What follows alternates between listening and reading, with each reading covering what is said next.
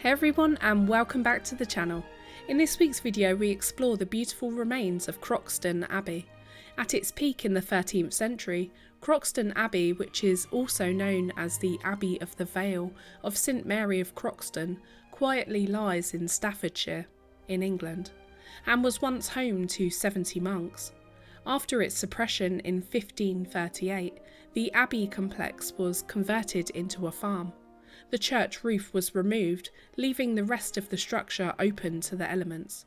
Despite that, there is still a lot to be seen, with centuries of history lying in the southwest corner of the Peak District. The surviving parts even now are breathtaking, and give a clear picture of how imposing the complex would have once been. So why not join us for a wander around Croxden Abbey? The abbey was built by Bertram de Verdun, who was the sheriff of both Warwickshire and Leicestershire, and a close friend of King Henry II. Bertram was the lord of nearby Alton and Alton Castle, although this is not now open to the public, but it dates to the 12th century and is also part of Bertram's building schemes. Like many noblemen, Bertram founded the abbey with the requirement that the monks would hold mass for his family's souls. As with many wealthy lords in Britain, Bertram was not only concerned by how he was viewed in society, but also the fate of his soul.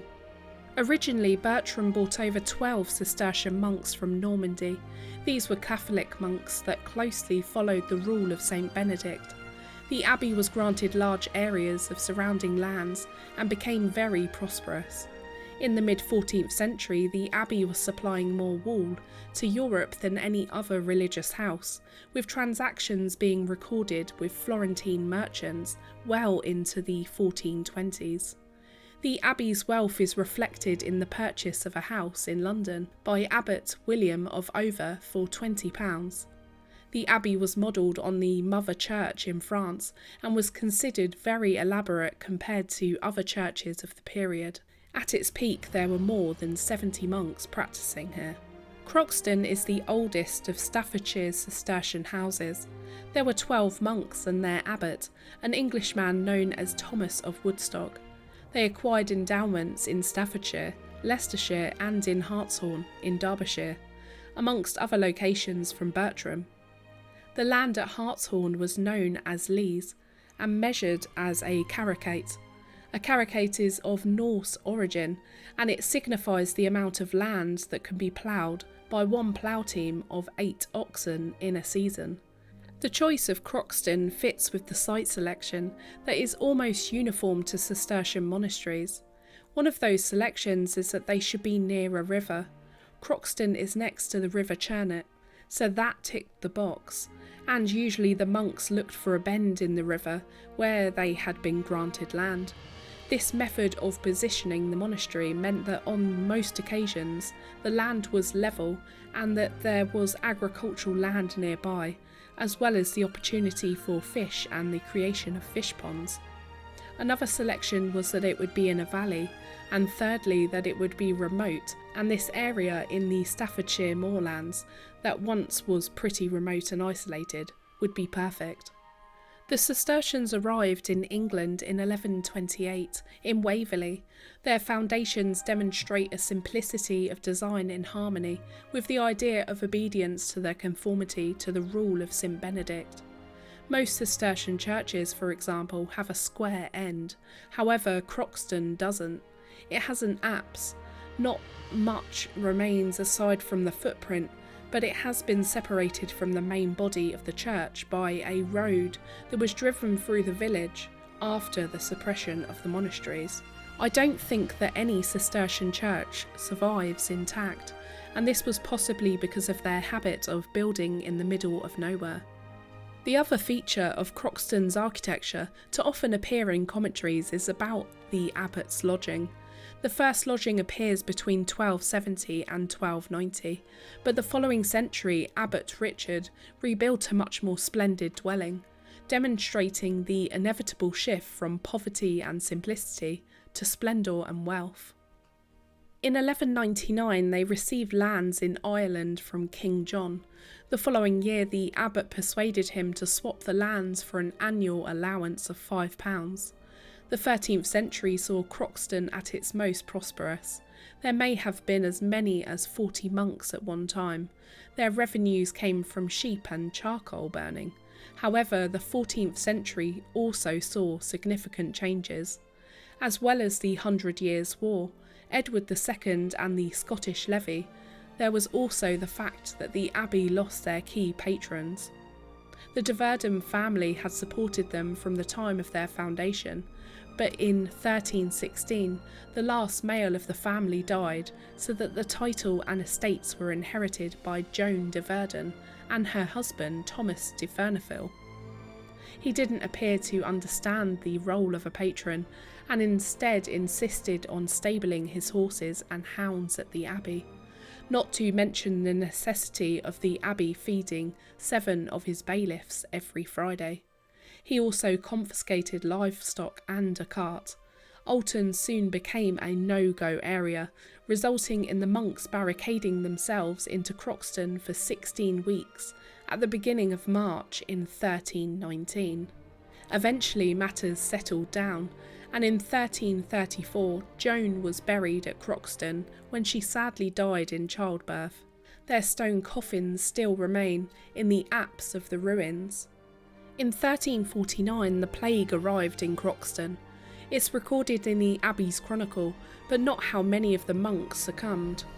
Let us not forget famine and sheep murrain to add to the general joy of the 14th century. Aside from the local bigwigs, there was also the issue of dodgy royalty and the Scottish Wars of Independence. In 1310 the Crown was required loans for a Scottish expedition, and the abbey also had duty with respect to its landholdings. In 1322, for example, the abbot was taken to court for refusing to pay his share for the maintenance of foot soldiers. By 1368, the abbey owed £165, nor did it help that the church roof had to be re-leaded and the abbot's house rebuilt. The following year, the section of the abbey adjoining the church collapsed. The list of problems facing the abbey continued, as there were also floods and storms. By 1381, the abbot was in charge of just 6 monks. The visitation of 1535 and 1536 valued them at less than £200 a year, so they should have been suppressed with the other smaller monasteries, but the abbot paid a fine of £100 for a licence to continue. But later, in August of 1538, Archbishop Cranmer wrote to Cromwell asking for commission to be sent to Croxden, and on the 17th of September, Dr. Thomas Lay and William Cavendish received the surrender of the abbey from the abbot and the 12 other monks. One of the reasons that Cranmer was so interested in the fate of Croxden was because much of the site of Croxden, including the watermill, was leased to his servant Francis Bassett. Then in 1545 the estate was sold to the Flamble family. As for the monks, they all received their pensions. One of them actually became the vicar of Alton, and he was still in receipt of his pension during the reign of Queen Mary. The church was the heart of the spiritual abbey complex, but day-to-day life took place centred around the cloister, which was the large rectangular structure that we're able to wonder. The cloister consists of a large grassy area, and around it were 4 covered walkways, which allowed the monks and abbot to access all of the other domestic buildings, but it also served as another place where they would be able to work, study, pray and meditate. Today the cloister has the exact same effect as the original structure, encouraging meditation, a sense of calm and contemplation. We pass through a stunning vaulted corridor, and it's always so interesting just to gaze up at the stonework above. Above here would have been the monks' dormitories, where they would have slept. The worn cobbles on the floor and the dark, cold ceiling, you really can picture that this would have been quite a busy passageway throughout the day, as the monks went to and from the cloister for their daily studies and readings. The design of the church was based of the abbey's mother church and is considered more elaborate than most Cistercian architecture. The west wall, including the 2 doorways and lancet windows above them, is almost still complete. The chapter house was a place where after 8 AM in the morning, Mass had been completed. The abbot and his loyal monks would gather daily for their meeting. It would always begin with a reading of a chapter from the Rules of St. Benedict, which is how the room gained its name in the first place. This would have then been followed by any news, and then the abbot would split up the day-to-day tasks and allocate each monk with his duties. Because of its importance, the running of the abbey complex and its overall estate, this room was the most richly decorated room in the entire abbey. The ceilings would be grand and high vaulted, and the walls would be plastered in the most beautiful designs.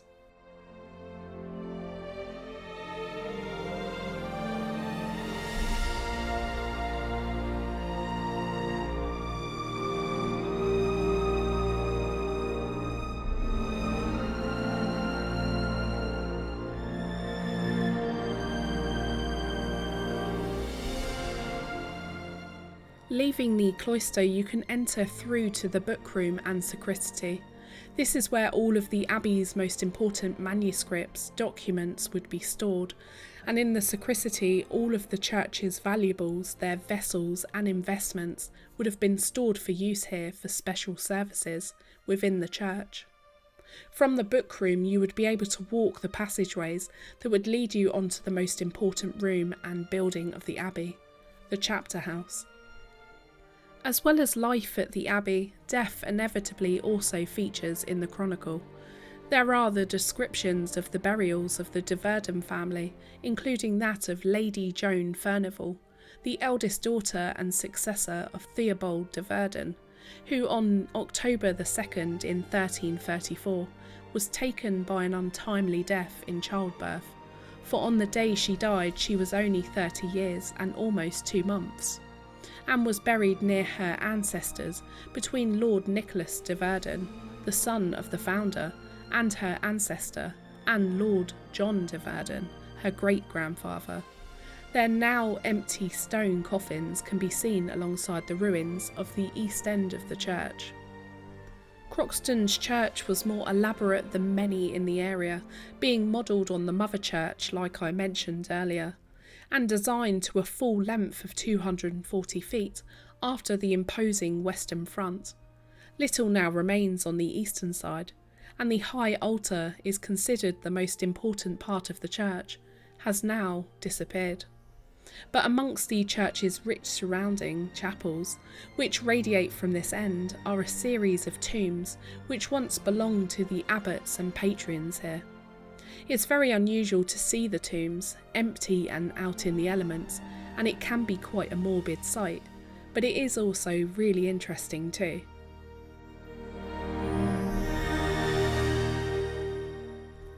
I'm always curious walking the remains, imagining just what went on in each of these ancient rooms and what stories they could tell of the days of the men who lived and worked here over 8 centuries ago. The ruins cast the most striking and otherworldly shadows over the beautiful green grass, particularly that of the large west window of the old Abbey church. We think a visit to Croxden Abbey is worth putting on your map. What's great here is that at Croxden you can really learn about the history and the significance of what once was a revered centre of spiritual and agricultural innovation. So that's it for this week, and we really hope that you've enjoyed our explore here at Croxden Abbey. If you have, please be sure to hit that like button so we know you've enjoyed it. Consider subscribing to the channel if you haven't already, and consider even supporting us over on our Patreon or here on YouTube and become a pinned channel member. We want to say a big thank you to our pinned Patreons and our channel members. It's very much appreciated. So we'll see you on the next one. Till next time.